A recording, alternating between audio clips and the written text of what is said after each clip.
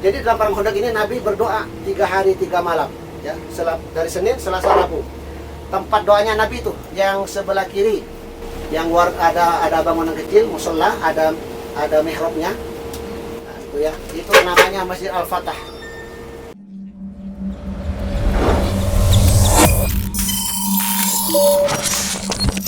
Get ready. Suatu tempat juga bersejarah namanya Sabah Masajid atau bekas perang Khandaq, atau juga disebut dengan perang Ahzab. Perang ini disebut dengan Khandaq karena kaum muslimin menjadikan Khandaq atau parit sebagai benteng pertahanan Madinah bagian utara atas usulan dari salah seorang sahabat Nabi dari Persia yang bernama Salman Al-Farisi. Perang ini juga disebut dengan Ahzab, artinya sekutu, karena kaum muslimin, Rasulullah dan sahabatnya di Madinah ini dikepung oleh tentara sekutu yang didalangi oleh pihak kafir Quraisy Mekah. Para orang Arab, kabilah-kabilah Arab yang bersekutu, dan terkumpul sebanyak 10.000 pasukan musuh ingin membumi hanguskan Madinah. Maka Nabi bermusyawarah dengan sahabatnya, berkumpul tentara hanya sekitar 3.000. Kemudian Salman Al-Farisi ini mengusulkan suatu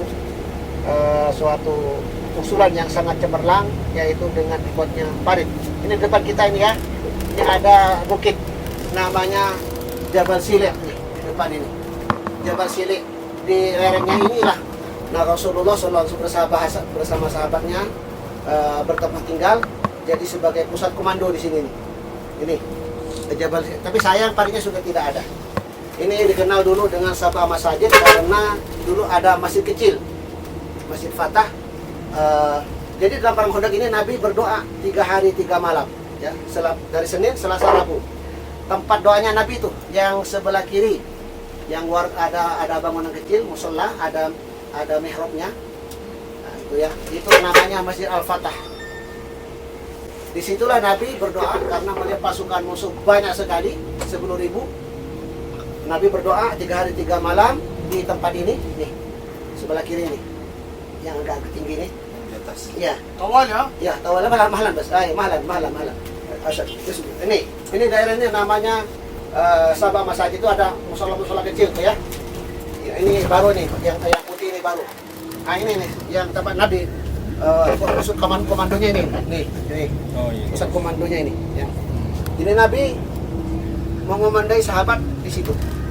Karena melihat pasukan musuh sedemikian banyak, 10.000 akan berperang dengan 3.000. Tentunya tidak berimbang. Nabi berdoa 3 hari 3 malam di situ selama 3 hari 3 malam dari Senin, Selasa, Rabu. Baru pada hari ketiganya Allah mengabulkan doa Nabi.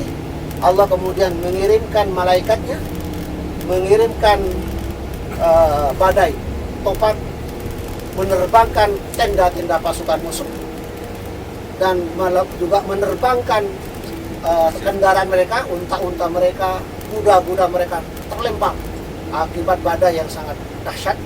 Kemudian juga Allah mencampakkan rasa takut di hati pasukan musuh itu, sehingga antara mereka itu saling bertengkar, tidak kompak lagi, tidak solid lagi, sehingga banyak dari kabilah-kabilah Arab yang pulang ke daerahnya masing-masing. Pihak kafir Quraisy ditinggal sendirian, sehingga akhirnya perang ini sebenarnya tidak terjadi, hanya saling panah memanah. Hanya ada beberapa korban yang syahid dari kaum muslimin juga dari pasukan musuh. Tetapi intinya perang ini tidak terjadi. Ya, karena apa? Karena adanya parit. Jadi sewaktu pasukan musuh datang ke Madinah dari arah selatan itu, melihat parit, begitu terkejut. Karena strategi buat parit ini tidak dikenal oleh mereka, sehingga mereka tidak bisa masuk ke dalam kota Madinah. Perang Khandaq ini menunjukkan bahwa ekspansi kafir Quraisy telah berakhir. Artinya penyerangan mereka ke Madinah sudah selesai. Karena setelah itu, setelah perang Khandaq ini, bukan mereka yang menyerang Madinah lagi, tetapi justru Nabi sendiri yang menyerang Mekah. terakhir terjadi pada Fathu Mekah, penaklukan kota Mekah yang terjadi pada tahun ke-8 Hijriah. Sementara perang Khandaq ini terjadi pada tahun ke-5 Hijriah. Perang Fathu Mekah ini terjadi pada tahun ke-8 Hijriah, di mana Nabi masuk ke Mekah tanpa setetes pun darah mengalir. Karena apa? Karena waktu itu orang kafir Mekah sudah angkat tangan, takluk. Mereka sudah memancangkan bendera putih sebagai tanda menyerah